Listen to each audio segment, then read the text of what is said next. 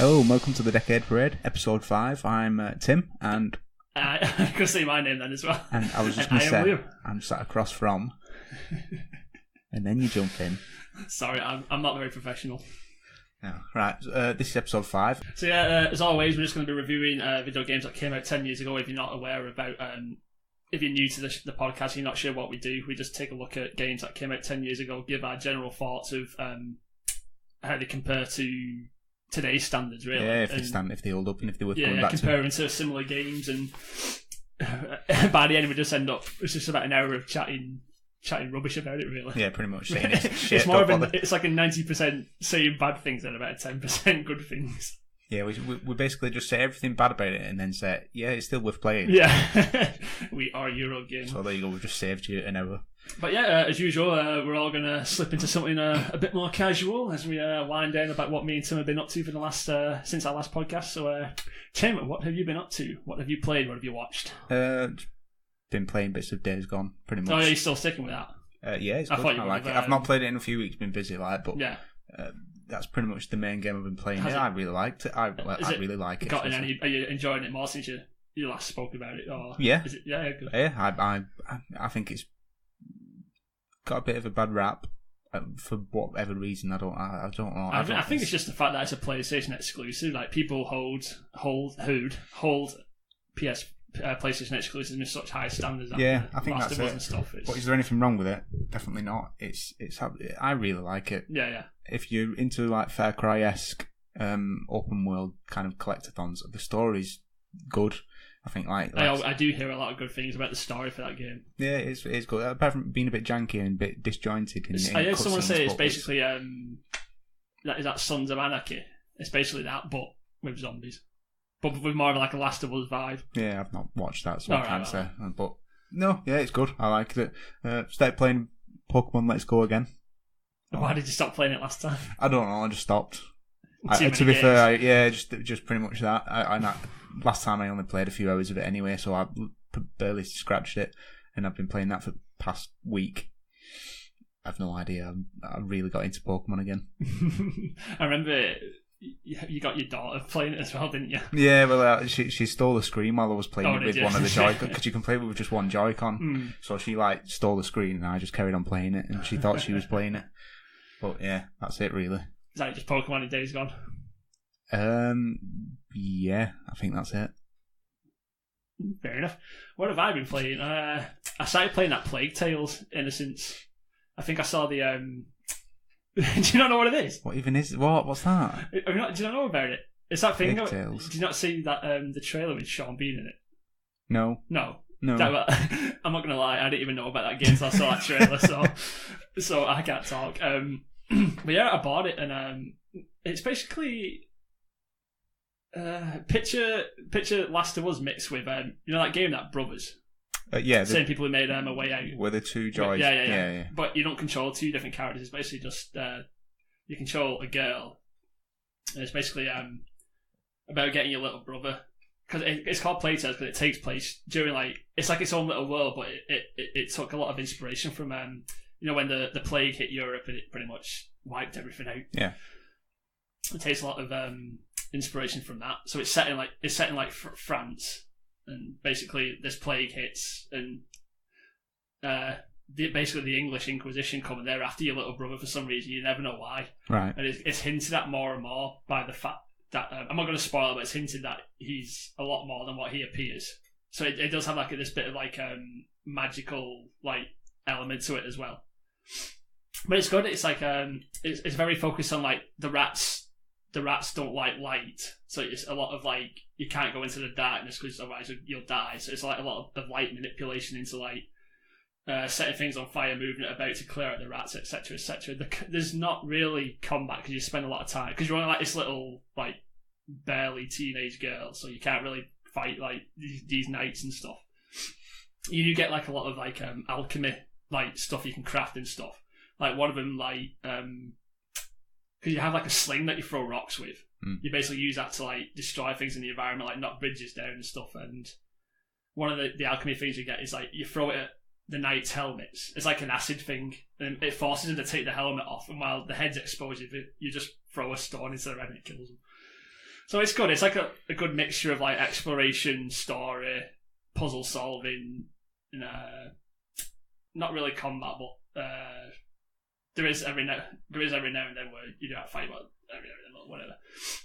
And but it's good. It's very immersive. Like I said, it actually was to the point where because it takes place in France and all the characters were talking English. I was like, I can't be dealing with this. And they actually let you change the language.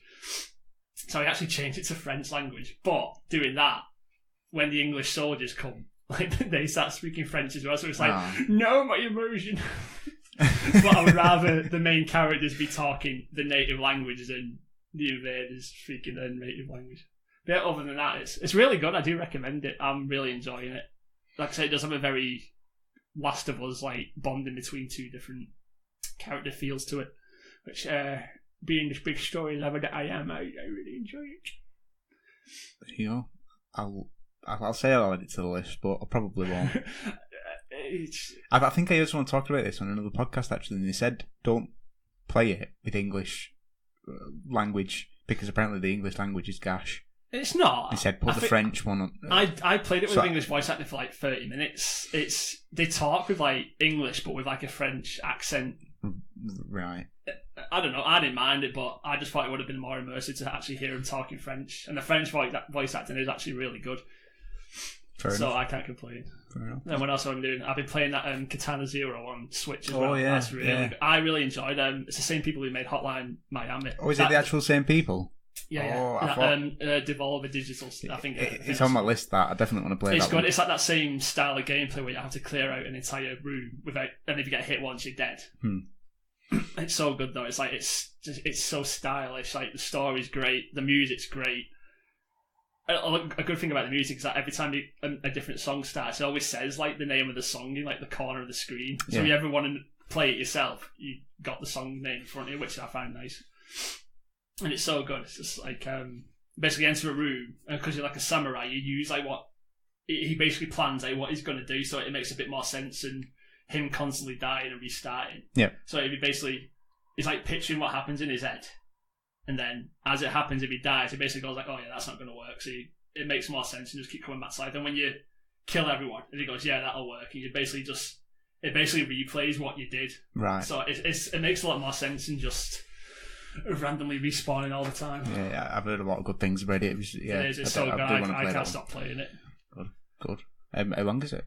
Is it big or? No, I heard people say that it suddenly just ends, and they're saying like they are planning on doing a sequel. So it's a bit like, wait, what? But I think I put about 3 hours into it so far, and I've not.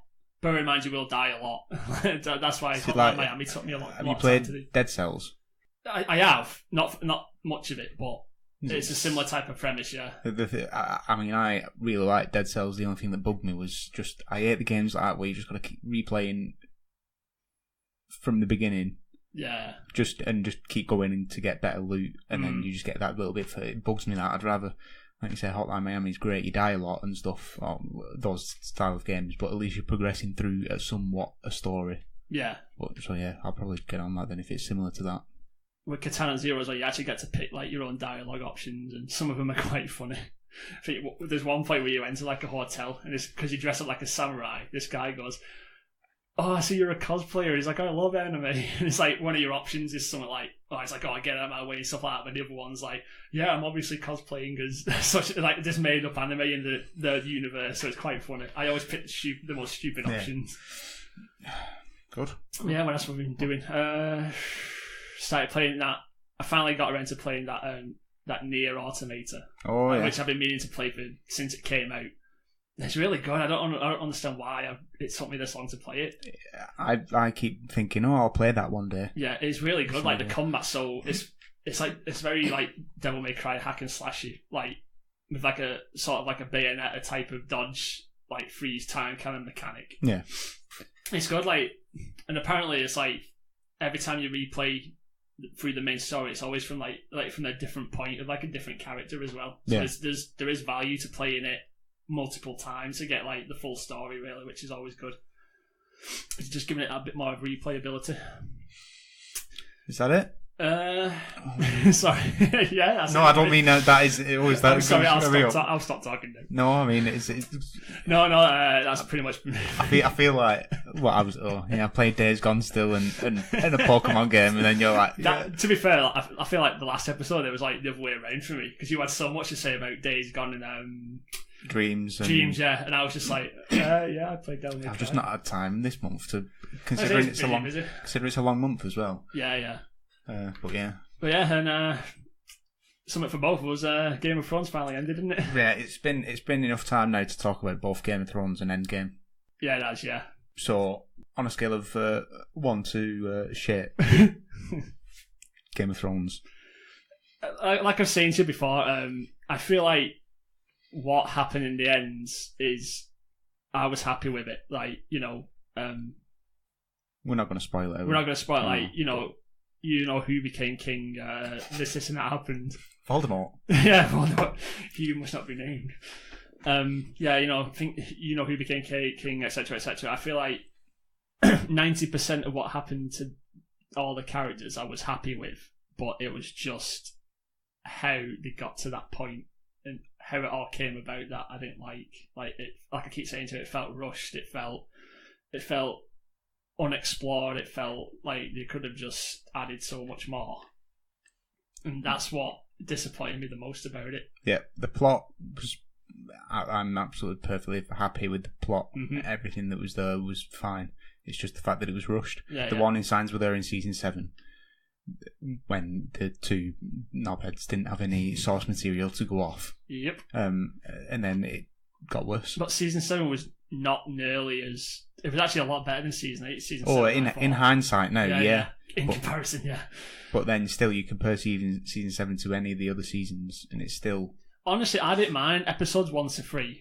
That build up of fighting the White Walkers, I feel like that was okay. It was after that it all started going downhill. It was just like, oh shit, we need to finish this off now. It's like, oh yeah, we've only got 3 episodes left, to wrap all this basically, up. The last 3 episodes were basically a different villain.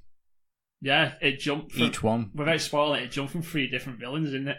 Yeah, each episode, whereas that would have been over multiple seasons normally. Like I say, Ramsay, he was a villain for like 3 seasons, wasn't he? Yeah, and Joffrey you look at Joffrey, yeah, that's it. And then you go from 3 episodes, and yeah, it was mad. Absolutely mad. How HBO let them do that? I don't know. It's like they must have just. Either they didn't check it at all. I'm actually amazed because surely they would have consulted George R. R. Martin about all that. Oh god, I'm surprised he looked in and went, "Yeah, that's fine." He said very little really about it, so I've heard he's been talking a bit about the writers a bit, like just saying what he thinks. Yeah, not directly or anything, but I think he's said enough or not enough, should I say, to make it clear what he thinks. Oh, but then again, you can read into anything. Well, yeah, I think he's just trying to supposedly distance himself, but it's not like they want to finish with Game of Thrones though, because they're still making there's like 5 spin-offs in the works. I know one of them is called Blood Moon. It's about how the Night King came to be, I think. And George Martin's working on all of them. Yeah, he's got his fingers in all of them. Well, he has to, doesn't he? Well, yeah, I suppose, yeah, but so it's not like they wanted to be done with it. I know, it's just... And let's be honest, the spin-offs aren't going to pull in as many viewers as the main thing. The main story, no. That's it. That's the big load gone. Well, yeah. So to speak. I know what you mean, because prequels, the thing about prequels is you always know how it's going to end. Like, what's going to happen to the characters in the end. So it's kind of like... I mean, the only spin-off I'll be interested in is if... Oh, I nearly started doing some spoilers there. Yeah, that's it. Right, I'll leave it there. The only spin-off... It's not really spoilers, but the only spin-off I would love to see is like if it goes like way back when Aegon Targaryen conquered the 7 Kingdoms. Well, I would love to see like how all that. George Martin put on one of his blog things, but he calls it not a blog. But he said they're starting to film one of the spin-offs now. It's past the script phase, and this getting ready to film. He said, I can't say what it's about, but if you want to know, go and read his latest book, The Fire and Blood, which is about the history of the Targaryens. So it's going to be about the Targaryens. Oh, I really hope it is. Which is like, yeah, so that could be interesting. I know there's like a history of Westeros book out, like the last 300 years, like everything that's happened with every house and stuff. I know it does talk briefly about like what happened with... This is why he's not finishing the books. Does he not get it? It's too much. Hey, did you hear what he said as well? Go on. Game news. That he's working with the Dark Souls now. Yeah. He didn't specifically say that. He said he's spoken to some game developers in Japan. Yeah. And there was rumours ages ago that he was going to the From Software studio. It makes sense. Obviously, the guy likes two together, but it's like the guy likes killing off loads of characters. They like killing the main characters. It comes together nice and nice. So there you go. We all circle back to games. Yeah, it all comes back to games in the end. Endgame. Yeah. I've said so much about this already that just trying to think about all the stuff I've said is like. Yeah, there's not. I was really satisfied with how Endgame ended. I know there's some people who thought like, again, even with like so much stuff to cram into like 3 hours, it still felt rushed. Not season 8 Game of Thrones level of rush, but I get what I mean. But for me personally, I thought it was bang on, as good as it was going to get. To be honest, I couldn't have asked for any more. To be honest, yeah. I'll be interested to see if there's an extended release when the Blu-ray comes out. I think they have mentioned there might be. Interesting. I feel like the only thing I wasn't particularly happy about was like how they got rid of Captain America's character. I feel like he deserves. Well, we said that we talked about spoilers anyway. Yeah. I just felt like it was a bit like he kind of deserved. Yeah, I don't know. I'm going back on myself here. Never mind, forget something. I just saw somebody that said something the other day in a comment. Steve Rogers knew about 9/11 and he did nothing. Something worse, he actually knew about Harambe dying and he didn't do anything about it. I saw a thing the other day. I'll never be able to watch the Captain America films. The same again. I'll just be thinking, what? And to be fair, I never really liked Captain America anyway, so not much will change. I remember seeing a meme. Someone said, like, Peggy went to Steve who went, why did you just invent 25,000 to this company called Microsoft? Oh, yeah. Then it just shows a picture of Steve, like, But yeah, that was our month in a very long nutshell. Yeah. So as usual, we're going to get onto our game of the main topic. Well, no. No. Why no? Talking about what we've done this month, we need to go back to the month of 10 years ago. Oh yes. And you've got the list over there. I have, yes. To be fair, it's a very short list. I've got the only. Yeah, this is why we had a bit. We didn't really have much choice on what we were going to play this month. And we still picked wrong. So yeah, what came out this month? Leisure Suite Larry for the PlayStation 3. I feel like didn't we talk about a Leisure Suite Larry game coming out one of the previous months? I feel like we did. Or a game similar to it. Yeah, I think so. Yeah, Leisure Suite Larry. Yeah, it's a point and click game where you go around having sex with everyone. That's about it, really. Sacred 2 Fallen Angel. I think that's like a Diablo style game. I might be wrong. I know at least one of them is. I think it is, yeah.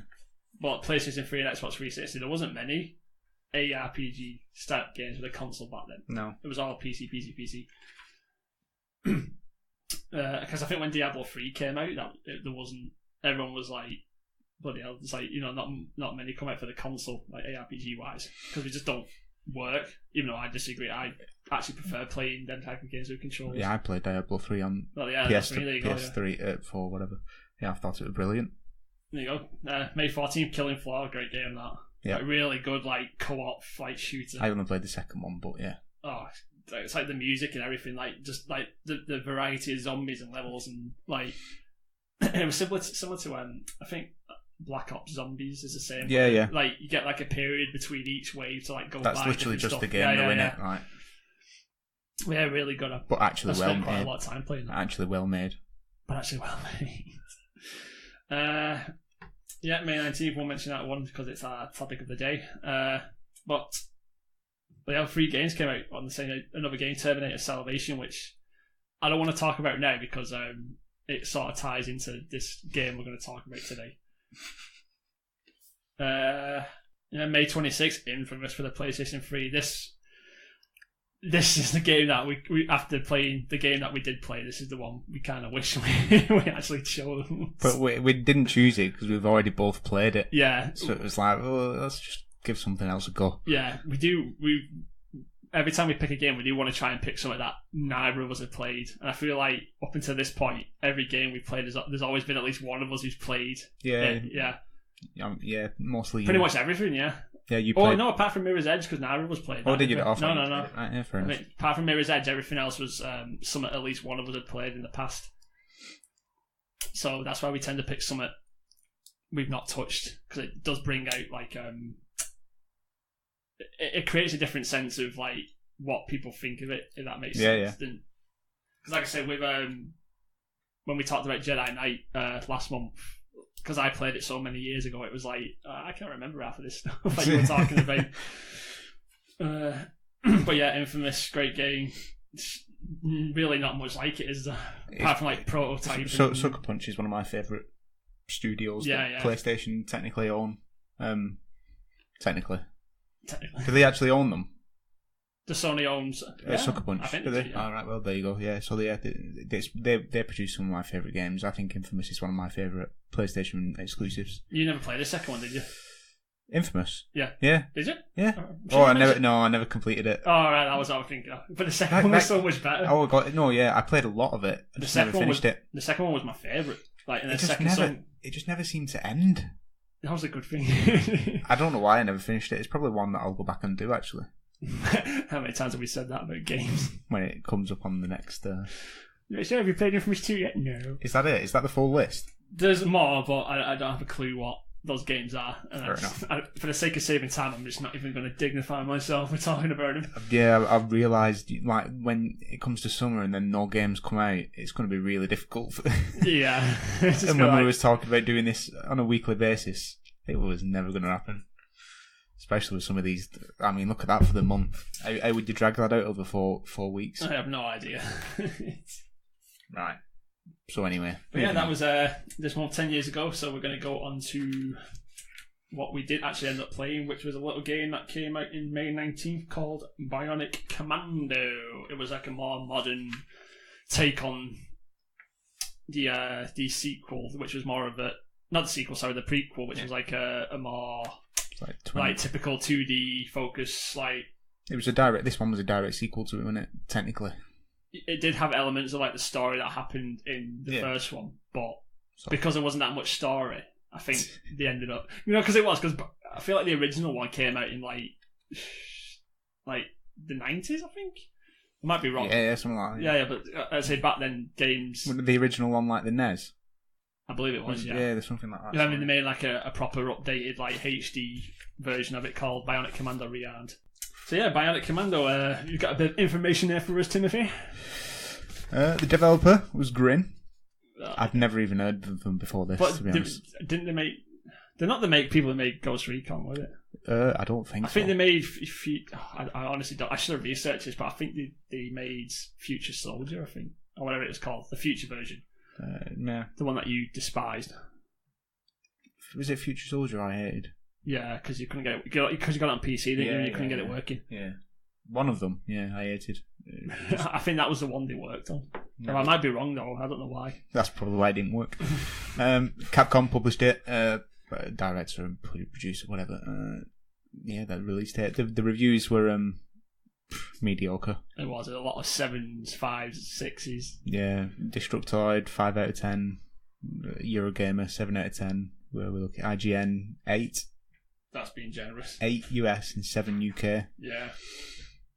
Overall, Metacritic was 7 out of 10. What would you? I don't know. I think that's fairly reasonable. It would be more about like, to put it all in summation, it'd probably be more about like a 6 out of 10 for me, to be honest. And considering you keep pulling these faces, and I'm just waiting for your opinion on this game. I think we've got very different opinions. I've got a lot to talk about this game. Right, so go on. Do you want to start? Do you want to roll? Where are we starting? First of all, we just talked about reviews. I want to go back into sales as well, which I feel the sales of the game is what actually led to the inevitable downfall of Grin getting going bankrupt. To be honest, bankrupt, disbanded. I don't know what happened to them. I actually forgot to look at the sales for this one. Yeah. So. I feel like in the first month it was out bear in mind this is just the US, but across all the platforms it came out for, it only sold like 27,000 throughout the whole of the US. Oof. Which, considering like your usual high-profile games these days. It's not much. No. But bearing that in mind, Terminator Salvation that I mentioned before, that was also made by Grin. And that came out roughly about the same time. It got worse reviews than Bionic Commando did, but Terminator Salvation actually sold more than Bionic Commando did. How much more?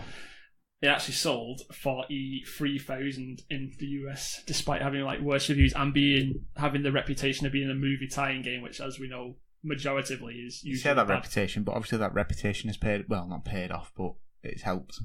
But people, let's be honest, most casual people don't give a shit. No. I mean, they'll go into a shop, they'll see a Terminator game, newly released, and they'll go, Schwarzenegger, I love him. Exactly, that's it. But yeah, I feel like these really bad sales, and bear in mind with like just not being well reviewed at all, I feel like that's what eventually led to Grin being disbanded, which is a shame because going back to what you I'm just laughing at something else. No, I'm not something else. But something I've just wrote. Right. Go on. Yeah, but going back to why are you laughing at? Going back to you lost me chair of thought. Going back what? Arnold Schwarzenegger. No. I was going back to that other game that I wanted. But yeah, going back to because that previous game we mentioned that came out the other month, that wanted another movie tie game. I played the demo of it, and I actually thought that game was quite good. So it was a shame that they actually went bankrupt in the end. So we're a fairly competent developing company, I thought. So it's a shame. It's a shame. It really is. They're not grinning anymore. That's all I can say. Fucking right. Go on, what are you laughing at? No, we'll get to it. I'm excited now. It's really not. I've already mentioned it to you when I texted you when I first mentioned I started playing the game. So yeah, that's just a little bit about sales. What do you want to start with? Do you want to start with basically how it run? Did you have any problems? Honestly, I didn't. It was smooth as it was. That's like because again we play it on the PC as we do. That's what I was grinning about. What? Because we played it on the PC? No. You just I tried to make a good pun. All right, that's what you were grinning about. That's what I was grinning about. The fact that it run well. There you go. Cue laughter track. I'll put that in. I'll put that in. Performance-wise, I had no trouble at all. I think that the HUD was a bit small because I played it on like a proper sized TV, not like a monitor. Yeah, well, the HUD was a bit small. Like the subtitles, I had to pretty much squint my eyes to see. Yeah, I played most of it on a normal monitor, but then the last couple hours of the game I played on my TV, 4K or whatever. Yeah. It ran in 4K perfectly, which I was surprised at. But yeah, the text was tiny. I couldn't even see it. Not that we'll get into it, but not that the dialogue was worth looking at anyway. Yeah. But yeah, like you said, he shouted most of it anyway. So is it? Oh God, I have so much to say anyway, Spencer. I really do. Apart from that, though, like compared to all the other games we played so far about this podcast, I really had no trouble at all. It ran smoothly. Not going into like the graphics, like there wasn't much tearing or no. like anything like that. So I was quite impressed by that side of things anyway. I played it on a work PC, not necessarily good specs as well for a good chunk of it, and even that ran it really? Yeah. Bloody brilliantly. And considering the visuals aren't that bad. No, I was going to say they're not bad. I think it looks fairly decent. Yeah, I'll come to that. In retrospect of everything else we've played. Yeah, I get what you mean. I feel like I'm not going to go into it just yet, but there were certain things I got more detail put into it than other things.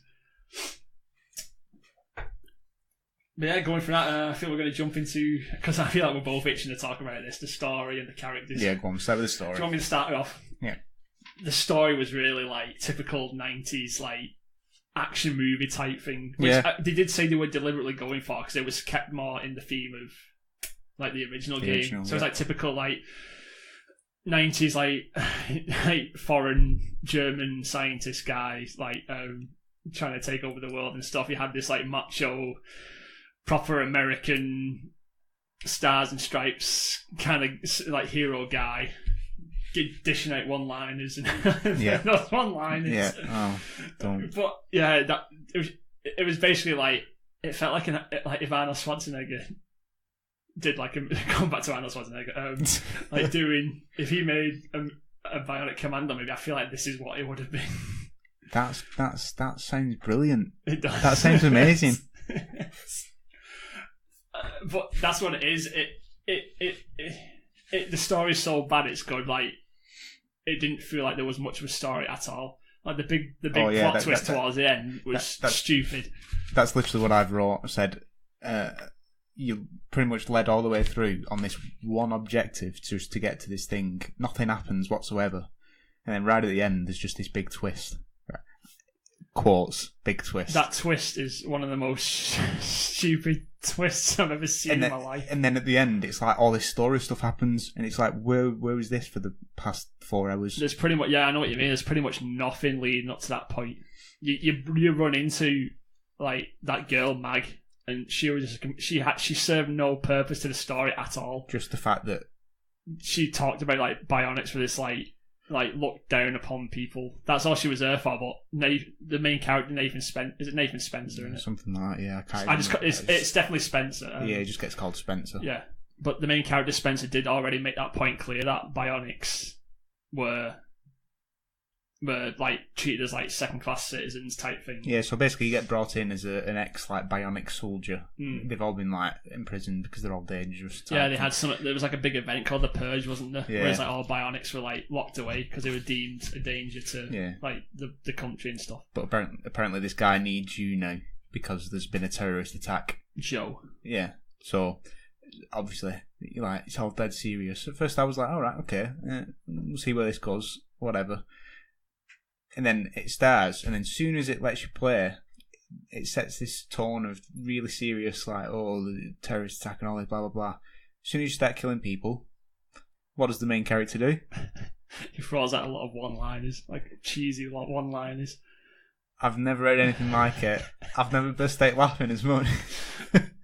Every time he kills someone, well, not every time, pretty much every time, he'll just shout something like "next" or "chew on this." My personal favourite is when he goes, "I'll send you the bill later." And I was like, "Where's this come from? You've just been talking about a terrorist attack." Like it's such a weird contrast because he's such he's so spiteful and hateful of the fact that he's been in prison for years. Like he talks like Joe, the guy who's like his like communicating officer, like. Every time he talks to him, he's like such like a little bitch. Yeah.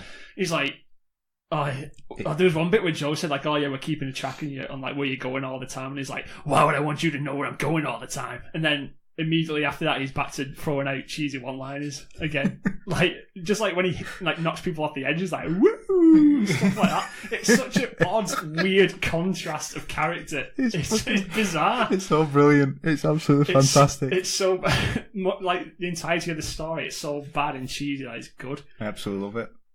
Do you remember that cutscene where I want to talk about this cutscene because it stood out the most to me? You know when he meets Mag again for the first time, and she's got that gun to his head. Yeah. It's just like he kept swatting it away, and he's like trying to be dead serious, and she just kept shoving it back into his face. It's like, whoa, what is this? Bearing in mind that he was just swinging from the rooftops a moment ago, like shouting "woo" and like man, and all that stuff. It's bonkers. It's mad. Bearing in mind, a little tidbit. You know who does the voice of Spencer? No, I don't. Mike Patton. You know it was his voice he did as well. He did the darkness, like his voice. You know the creature, the darkness. Oh really? He did his voice where he was like, like. Well, that was a downhill spiral. Yeah. Jesus. Yeah. Oh, he was so good in the darkness. He's like a singer, isn't he? He has like his own band. Yeah. That's how he was able to do like the darkness's voice so well because he was like proper grungy type thing. That's why he was able to. 1 minute sound dead serious about a terrorist attack, and then the next minute sound like a jock from a football team or something. He had range. Oh gosh, I love the darkness. Such a good game. Can we talk about that instead? How old is that? The second one came out in 2012, so I'm assuming the darkness must have been like at least we might have just missed it. But at the same time, we'll have to research that. It might have come out this like round about this time. Right, you carry on talking about the story. I'm gonna have a look at it. I want to play Darkness now. Did you play the second one? Oh, I actually preferred the second one over the first one. Really? Yeah, I did. What a disgrace! It was. No, if it wasn't for the graphics, I would have. I think the graphics ruined it. It felt like a lot more comic. Yeah. Let's stop there before we. It was cell shaded, wasn't it? Yeah. But they wanted to make it feel more like the comics. That's why. Right. Okay. Fair enough. But yeah, let's stop talking about this now before we get to before we lose track completely. What else about the story? Yeah, going back to Mag, like that woman, like her stupid freaking running animations made me laugh every time. Because she just get up and then she started running in like a normal pace, and all of a sudden because she's got like bionic legs, so she can run really fast. Yeah, obviously she'd start off dead slow at first, and suddenly she just go. I was going to say, obviously, different soldiers have different bionics. Yeah, saying that you come across about 3 of them, in your one. So, but yeah, the whole point of Mag's character was just she didn't add anything to anything. Like, say spoilers, she dies in the end, but because she did nothing. It doesn't matter. It didn't have any impact to anything. That's not a spoiler. Well, yeah, that's like this character had such little impact. She was just there to basically make you realise that bionics were treated like shit. That's it. But as I said before, that point was made clear with like the first cutscene. And there was that other character as well, that sniper guy. Yeah. What purpose did he serve? I was reading up about it actually. It was like apparently. Did you watch it till I think it was after the credits where it showed that Morse code message pop up in red? Yeah. Apparently, it was a message that sniper guy was sending to this mysterious person, and it was talking about like activating another project, which would have obviously led into a sequel. But because there was no sequel, because Grin got disbanded, the fact that the sniper's character being there at all felt obsolete as well. So the two supporting characters that they had, Mag and the sniper, their existence as characters within the story was just it wasn't needed at all. But one of my points was about that Morse code bit at the end, saying that was probably the most interesting part of the story. Literally, the Morse code where people had to go and figure it out. Yeah, that was it. That's the most interesting part. Oh, that's all I have to say. Yeah, there was like the betrayal, again spoilers, but like the betrayal of Joe, the guy who was talking to it, again, it had no, I just felt nothing for any of the characters, for any of the story at all, other than the fact that it was so, it just made me laugh, but I don't feel like that's what they were going for. Like, because I just said before, there was just no story at all until like the last hour or so. Yeah, and then it was like... so should we talk about the plot twist? Yeah, that the fact, why not? Basically, this guy who talks to you over your comms the whole game saying, oh, you've got to go and get this thing, you've got to go and get it, oh, please go and get this thing, oh, have you got it yet? That's literally it. Bearing in mind, at one point, where did I write it down? He comes over the comms when you go into a new level and he says, I've wrote it down because I was like, why have you even bothered just saying that? He goes, I have a reading of some kind. Then it pauses. Oh no, it was nothing. Oh yeah, I remember that. Was he not talking about that big worm boss that you fight? No. Was he not? No, definitely wasn't that bit, because I would have gone, oh right, that's what he was talking about. Yeah. No. I actually know what bit you mean. Yeah. You start the level, you start that section of the game, and he just goes, oh, I've got a reading. Oh no, never mind, it was nothing. It's like, and then just doesn't say anything. It's like, why? I feel like it was supposed to have hinted like some bigger mystery, but the writers never went any further into it. I mean, some normal enemies come out after that, but it's not like it was any different. It was the same cycle. Yep. There's no different enemy or anything like that. So I was like, what was the point? There were so many pointless things in the story. So yeah, and then you finally get the thing. What was that thing exactly that you were meant to get? You went into this place that was apparently like the biggest library in the world, and it only had about 10 bookshelves in it. You know where you find that thing? It only had about 10 bookshelves in it. It's like, what? And this is the biggest library in the Bionic Commando world. Yeah, it was. But you get the thing, and you go back to the guy, and he goes, haha, actually. Like, joke's on you, Spencer. I'm a bad guy the whole time. But again, there's such little investment into the story. And then, after that, this random, obviously Russian, turns up. He was German, but was he German? Yeah. I thought he was Russian. That's just how good his. That's how good his accent was. Not go for his name, Groder or Gruber. No, it was Groder. I keep thinking Gruber because it's from Die Hard. Honestly, at that point, I weren't paying much attention. At least to the story. But yeah, he was like, "Oh, here you go. Here's someone else." And then it was like, "Right, you're obviously going to fight him." But there was a brief moment where you saw him, like at the beginning. Oh, was there? Again, yeah, you're like looking for your binoculars. And then I remember because you're like watching him, and then all of a sudden there's this like big like earthquake. You're like, what the hell was that? And you look like it must have been about 20 feet to the left, and when you see that giant, that spider walking giant spider platform, it's like, how did they not notice that? Yeah, I didn't notice that. Oh. But yeah, he betrays you.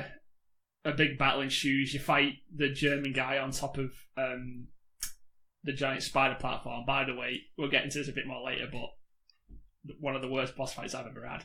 Which one? With the German guy. Oh, the German guy. Yeah, it was. It was so basic. But yeah, you do that, and then we didn't mention this. Another one of Spencer's motivations for doing what he did, it was to find out what happened to his wife, wasn't it?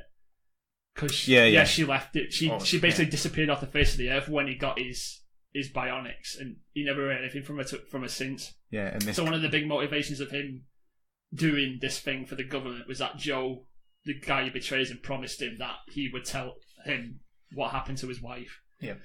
And what was a big twist that his arm was his wife the whole time? Yeah, she was in like this system of something or other. Yeah, apparently to get bionics to work with humans, they needed they never really explained how it works, but apparently they put a Mayan sacrifice. Yeah, they put the people into the bionics. That's such a fucking shit. Apparently the entire time, his arm was his wife. I don't understand it. It made my brain hurt. It was so stupid. Another bit that I was like, this is like right back at the beginning, completely off, like not really to do with the story, but the first cutscene where you're in that hangar and he's talking about the terrorist attack and whatnot. Did you hear the random scream in the background? No. You know the Will. Oh, was it the Wilhelm scream? Yeah, Wilhelm when scream. he's fixing that engine up. Yeah. That. It was just like he's just there talking about his thing, and then this guy just falls off this scaffolding in the background and just plays that, and I was like. And then nobody reacts. Nothing. Like they purposely made that scream really loud over the actual dialogue of the cutscene, and I'm like, what the fuck is going on? Even from then, going back to that first bit as well, before he even got his arm and they took all the restraints and stuff off him, he grabs Joe by the throat, doesn't he? Pins him down. Burning Man is surrounded by all these guys with guns. And half of them don't do anything. I feel like one points a gun at him. It's like, if Joe wanted to... Not Joe. If Spencer wanted to kill Joe, he probably could have done it. And he still would have had enough time to get away before everyone else reacted. Yeah, it's just... But I feel like that's more the restraints of, the game engine than, the actual story. Oh, yeah, then... Where were we? Then, you find out your arm wife, and then... and then there's this... Oh... Yeah, and then there's the final boss is a quick time event. Bearing in mind, up until that point, there was no other quick time events, was there? No, nothing. Yeah, there was a quick time event. Joe's got this weird suit, flying suit of armor, and then there's all these other robots that we never knew anything about till now. Shall we talk about the penis snake? In terms of what? It's what it is on the gameplay. We're talking about bosses. So right, yeah. There was one, two... Yeah, there was 3 bosses altogether, weren't there? I've wrote down a quote from... You probably know... You'll know this. Oh, yeah. Yeah, go on. I don't... So, you're just wandering along. You come across this big open car park and you think, right, something's going to happen here. Obviously. It's one of those stereotypical things where it's opened up. No one's there. Something's going to happen. Yeah. Then this big robot penis snake comes out of the ground. I already wrote penis snake before he even said anything. What was it called? The mole hole or something? I don't know. It was awful, man. It was literally all rotating. It was literally just a penis snake. Robot penis. It's a bit the same way, penis way to me. And then he comes out with a line, "Whoa, is that a long health bar? Are you just happy to see me?" Yeah, again. Oh. I don't think I've face palmed as hard as you did. I just went, oh, fuck. Why have you just said that? But, I hate to admit this, but I fought that boss for the first time. I might be completely wrong about this. I might have to look this up later. You basically have, he basically says, Joe, when you find the penis worm, that's what I'm calling it now. You basically fight the penis worm. Joe goes, oh yeah, we can't send you much support, so you just got to take it down. And he goes, oh yeah, with pleasure. So blah, blah, blah. I died. But when I fought him the second time, I swear to God, even though the subtitles were the same, they gave me a completely different bit of dialogue. And I need to look it up later because I don't want to repeat what he said because it's so absurd that I don't know if it was deliberate or not. But I need to look. And I can't even. You can't not say it. No, now. I can't not say it. But you just chat. I want to see if I can find it.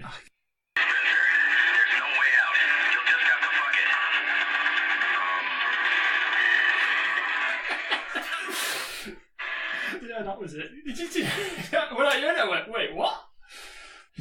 What were they thinking? right, let's go back into it. Yeah, so when you come up to this worm boss like Tim was talking about, after he gives off the shit line of, "Whoa, is that a big health boy? You just haven't seen me."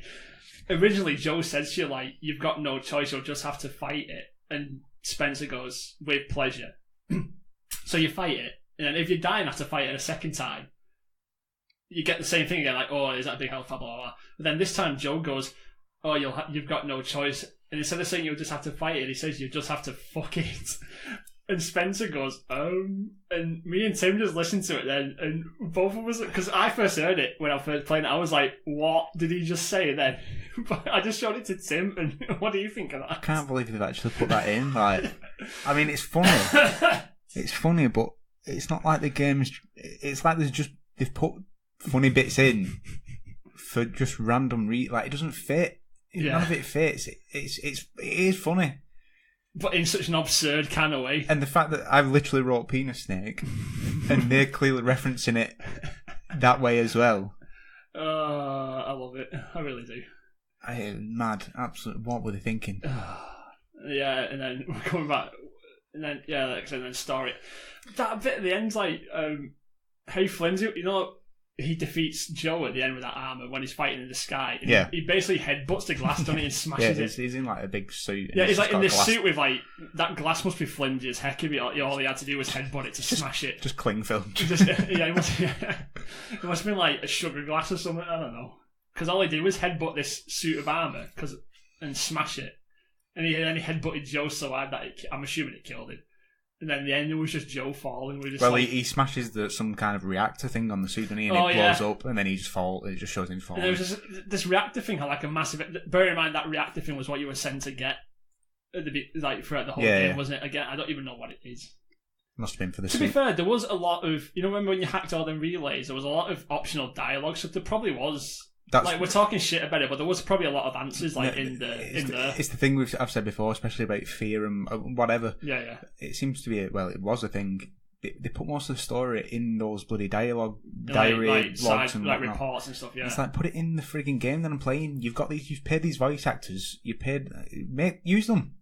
Stop just typing it up and making me read it. There might be a limit to how much time they have with them. There might not be so much you can get. Yeah, I mean, that thing, or there might have been stuff that was overlooked that they just squeeze in because they forgot to mention it. Yeah, but like I say, some people who generally enjoyed it might like reading it, getting behind the lore and everything. Well, yeah, but the way I see it is all that should be extra. Yeah, you should have the basic story for everybody, and if people want to delve into extra lore, that's what that should be there for. Yeah. I know what you mean, yeah. Like, you play Skyrim, you get the story, but then how many books and stuff can you read in that where it gives you all this lore and this... it's like history, like not even all history, like some of them were just like stories. Just random stories about things that have gone in that world, it just fleshes it out, it makes it feel... But it does... If I don't read that in Skyrim, it's not going to take away from the main story that I'm playing. It's not going to take away your understanding of stuff that happened. That's how it should be. Yeah. I think that's it story-wise. God, that was another thing, like how much advertising and billboards and stuff was there. Going, actual advertising. I saw there was like Capcom, Pepsi, Alienware. If you were on PC, I'm assuming it wouldn't have been on the console version. I saw a big Nvidia thing as well. There was one for Dark Void, another Capcom game. There was one for Mega Man. I hate in-game advertising. There was just Pepsi vending machines everywhere. Oh, was it? It's like $1 for a Coke or something like that. It's like, wow. Yeah. But I hate like that kind of stuff in games. I'm glad that's not become commonplace. Yeah, you see it every now and then, but it's like... I don't mind it in the odd thing. It's not something... As long as it's not shoved in, like, I don't mind it. But, yeah, I mean, if it helps them fund the game, especially if it's an indie kind of... Well, it's Capcom, so there's no real excuse for them, to be honest.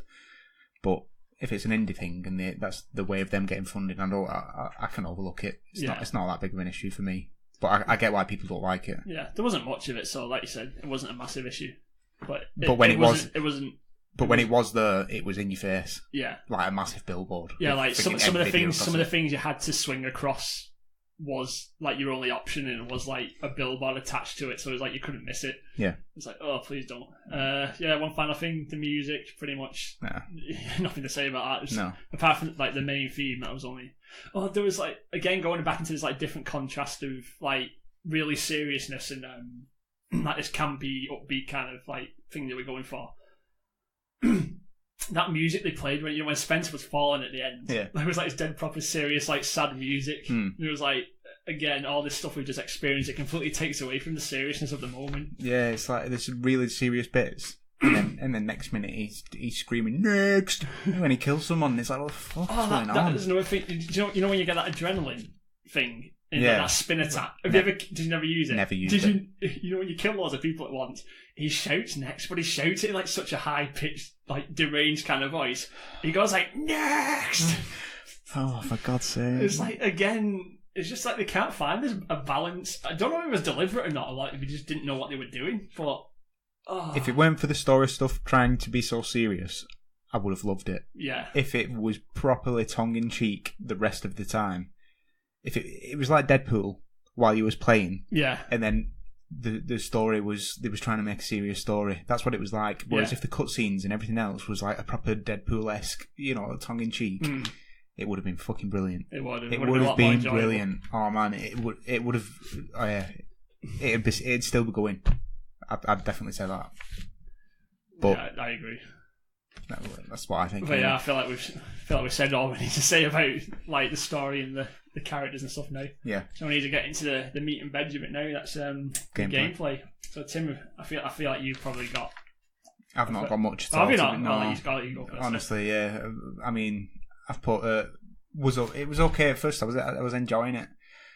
At first, generally, even like from the beginning, because I thought it gave because I sent you a text saying I absolutely hate this game. That was literally within me playing like the first hour of the game, so it gave like a very, very, very bad first impression. Oh right, I didn't mind it actually. I feel like because them first couple of city levels that they put you in, it felt so restricted and cramped. Yeah, no, I feel like a game that has like swinging and stuff.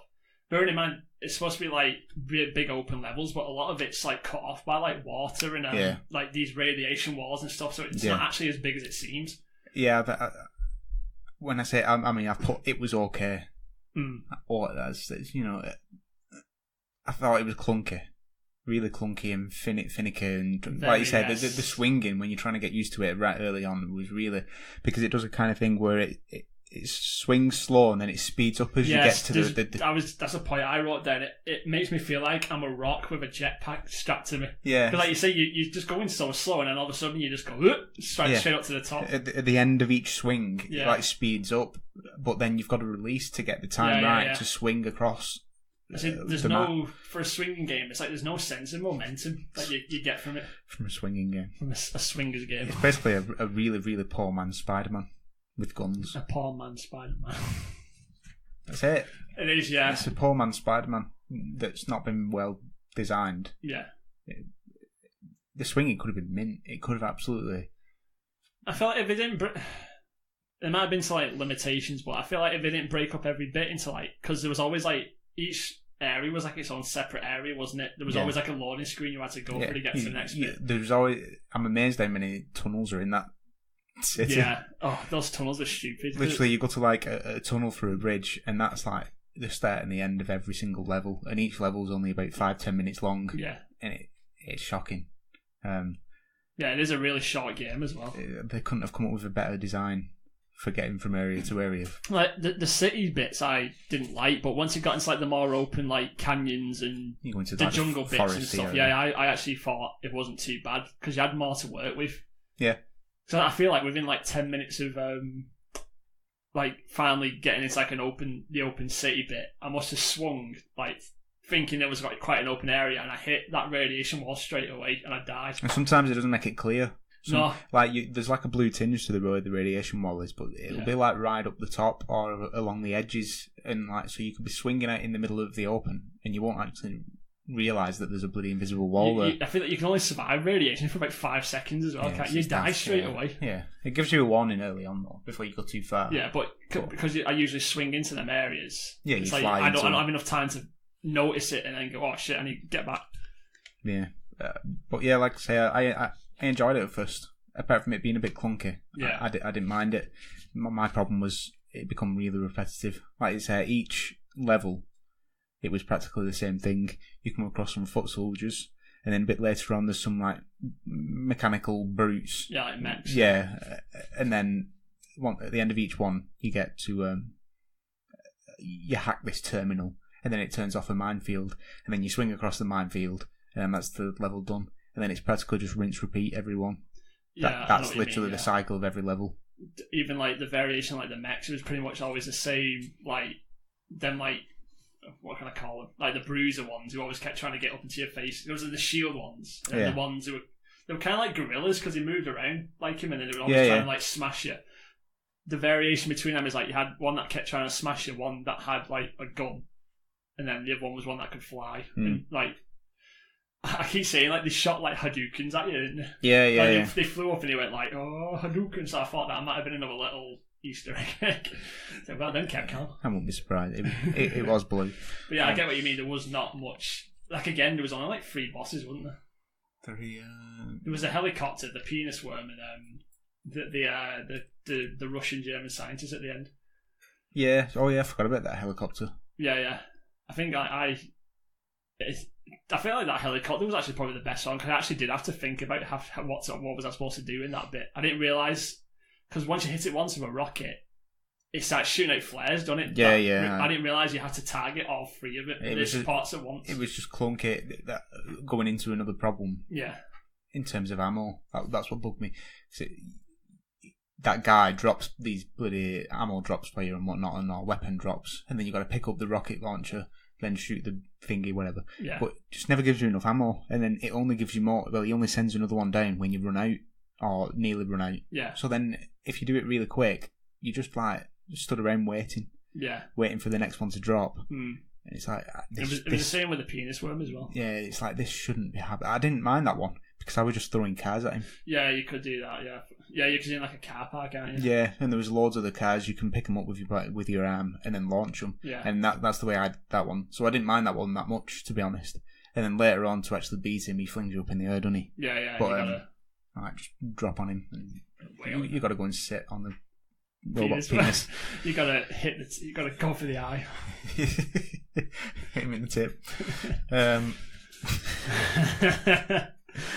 But yeah, that was a big problem. Well, not a big problem, but it was definitely something that disturbed the flow of the game. I think the actual ammo, especially mainly the special guns, the special ammo. Yeah, because you could never get ammo for the special ones. You could always get ammo for your main pistol, which is a gun you always had. Yeah. Your grenades, and that was it. Those are the ones you could always replenish. Yeah. Then you had like a second gun, which is like these special ones that, as Tim said, you get sent.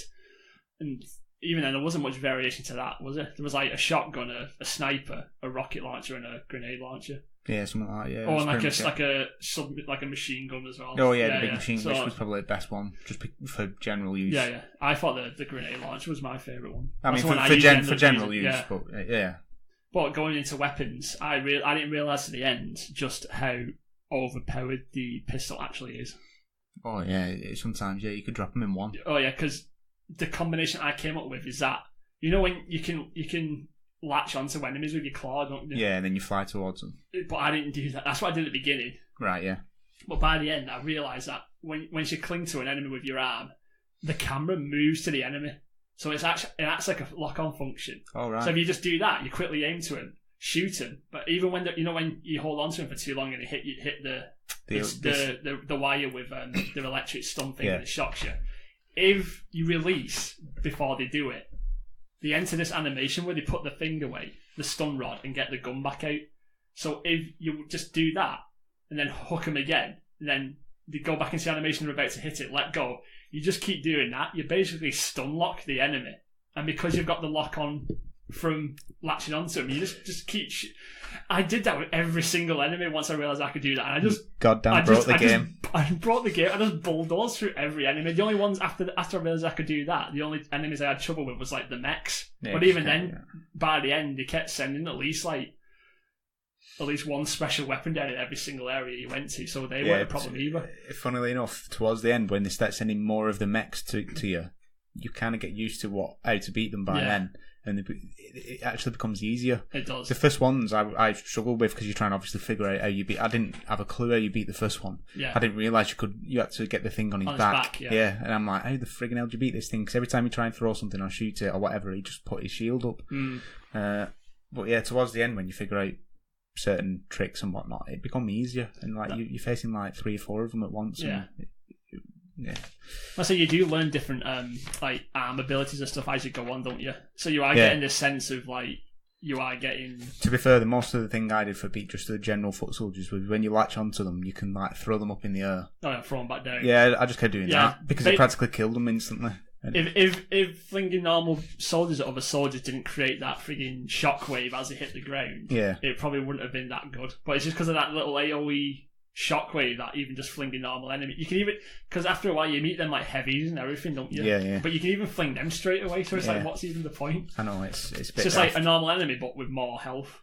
Like I say, I feel like there was always one strategy I stuck to throughout each one of the game. There was only 3 that I dealt with.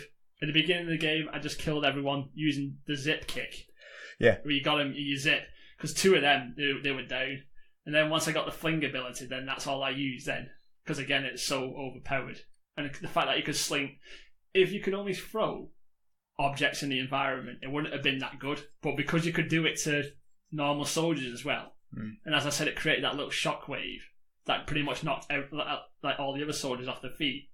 It just felt overpowered. Yeah. And then after that, I realised about the thing about the pistol, and that's all I did. I never used my arm again, apart from when I needed it. And what was that ability you never used? That rip ability. Oh yeah. You only ever use that for like mission things. You never really use that for like combat or anything. You can latch onto things and then like rip it off. Yeah, you mash one of buttons. But you just use it to like clear out debris and like rip panels off stuff. It's never really used for. If you could like grab enemies and pull them towards you. Like, that would have been... I think I used it once, the rip thing. Yeah. Just because one of the mechs that I fought was in an awkward place, and I couldn't get to him, and there was one above, so I pulled it down to get a bit closer. That was it. Literally just once I've used it in combat, so that's how good it was. Even though they give you not that much stuff, but a lot of stuff to work with, you pretty much ended up just sticking with the one strategy throughout the whole game. So that's why, as going back to what you were saying before, it just felt repetitive and same. Yeah. Another thing I want to get into, the dodge mechanic. Was that not just the most useless dodging thing? The rolling thing. Yeah. Apart from the German guy. You had to use it to dodge one of his abilities, don't you? Yeah. Apart from that you say you literally had to use. I don't think I used it. It was because it was useless. Like that dodging, I feel like it didn't do anything. Like when a lot of people were shooting at me and I was rolling, I just kept getting hit because you must roll about 3 feet to like if that. It's the slowest roll as well. It's the slowest roll as well. Like apart from like the movement, I feel like this is the idea that. Like the intended for you to use your arm to get around like the most. They could have put a really cool animation in there with the arm instead of like rolling like a normal person. He could have like done a weird like somersault thing with his arm. You know, like he's got a big friggin' mechanical arm. Use it for him to get around. Do like a quick like where he just like shoots his arm into the ground, like yanks himself over. Yeah, it could have been so much better. I feel like they were trying to create a sense of like because you know when you hit like go into the water. Like, apparently it's like, because your arm's so heavy that you can't swim. Even though you're frigging flying through the air and you can jump normally and everything. Yeah, I feel like they were trying to create a sense that because the arm's so heavy, you can't roll about very well. But then use it as an animation thing, like you said, grabbing the floor next to you and pulling. Yeah, that would have been a lot better. But that roll was just so useless. Like I never used it. Or literally using it like to flip over, just like doing like a handstand on his arm. So by the end, all I ended up doing was jumping and then like zipping to a different area. What's that game? Is it Vanquish? What were you sliding about and They should have done something like that with his arm. Because that game is rapid for getting about. that game is like a very, very fast-paced game though. I mean, something like that. Obviously, not that fast, but because you're like a mech type thing in that, and you've got like these abilities. Bionic. But there you go. Yeah. Stick with the law. I've never played it. I played like the demo bit of it, Oh, you mean Vanquish? Yeah, Vanquish. Oh no, you just basically. I thought you were on about Bionic Commando. Oh no. You're basically like Iron Man. You just got like a suit on. Oh right, well, it's practically the same thing. Not really, but no, you know what I mean though. They could have done in terms of the animation and the way that you get around. They could have done that. Speaking of janky animations, how bad was it? Like, did you ever feel? It's like, you know, when you latch onto like a platform from like underneath it, no, and then you suddenly pull yourself up. There was no smooth animation of him like flipping back onto the top and like just imagine like a curved motion. He'd basically just jump up. He just basically just like teleport up to the top, and it was so off-putting most of the time. Another bad point about the swinging bit: if you clung onto something too close and your arm was extended only a little bit, you couldn't get a properly swing on. You had to let go, drop down a bit, look directly up, and cling back on. Yeah. To actually have enough rope, so to speak, to swing again. Yeah, do you know what I mean? You had to be looking at what you wanted to swing at, didn't you? Oh, sometimes, yeah. It's like you stood right under it and it still wouldn't cling on. You had to look up directly at it. That's the thing. Fuck me off. For me, for swinging, that's another thing I had. It's like the controls felt unresponsive in moments like that. Yeah. Because you're mashing like the grapple button, but because you're not looking bang on at it, like nothing happens. Early on it says, well, you can just hold the button and it'll automatically cling onto stuff. And I'm like, alright, okay. But then when you're flying through that minefield, if you fly too fast and you go past it, it won't cling onto it. Yeah. If you're just not close enough, you won't cling onto it. If you're not looking directly at it sometimes, if you're, like I say, you're directly under it, it won't cling onto it. And then once you're in the water in some of those minefields, because it's literally open over like an open stretch of water, you're dead, and then you have to do it all again. Granted, it's only a little minefield, but it's just, some of them were just a joke. Just to point about the water is like, you know, when you fall into the water and this like dramatic music comes on, you can hear Nathan drowning. You know, if you put the camera up above the water, like it just cuts like all that noise out, and then all you see is just a sponge just going. I just kept going like above the water, then back under. It's like, oh, it's just things like that really make you enjoy games.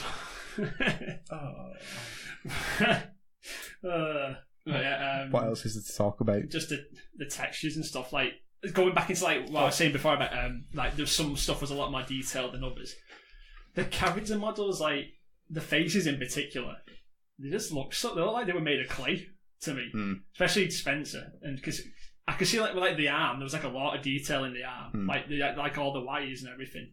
But when it came to like just the characters in general, it was just it's just like the face. It was the faces that did the most to me. Bearing in mind, again, we mentioned this a few times, like just them trying to be serious, but they had like Max Payne faces on basically. Yeah. Like, again, it just ruined the sense of like, oh yeah, shit's going down. Pretty much, yeah. And like there were some textures, like it was meant to be like a load of debris, but it was just like literally like pasted onto the environment. And if you look at it closely, there was meant to be like girders and everything inside it, but the fact that none of it was sticking out, it was just like, wait, what? Oh, that's bad. I noticed it a lot at the beginning because I was looking at stuff like just trying to get like a sense of like. See, I never looked that close to things, and I thought it looked quite decent actually, especially in 4K. I was surprised how good it looked. Like when you get to the more open areas, like we said, like the canyons and stuff, it's good. But like the city in that, it's like if you look close enough, you can see some weird stuff. Like I remember looking at this fire, and like all the flames that they used was the exact same fire animation. So I was like, oh. Well, there you go. Is that everything we need to talk about this now, or have you? I've got nothing else to be honest to say. Gameplay wise, I've run out of things.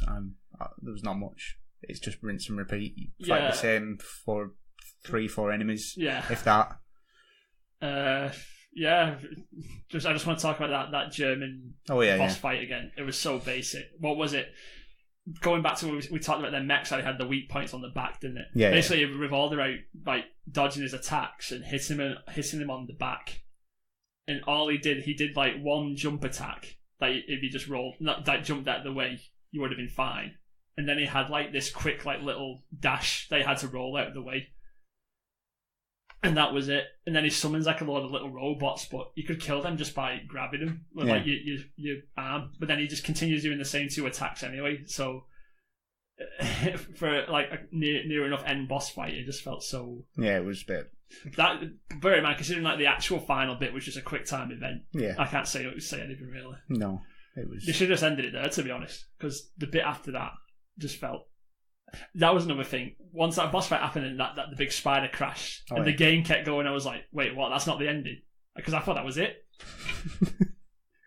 But it was like, and then there was no point of that last bit at all, other than like the big twist that your wife's your arm. Your wife's your arm. Just saying it out loud is so absurd. Your arm is your wife. She's seen things. So when you're crushing guys' heads, you're literally using your wife to do it. You're using your wife to beat people to death. Fantastic! What a note to end on. That's it. It's like you use your wife to kill people. There you go. How would you word that? You're not beating your wife. Your wife's beating your enemies off. Right, there you go. While you just watch. Fucking hell. Would you recommend anything else? I imagine you probably will. And specifically one from this month.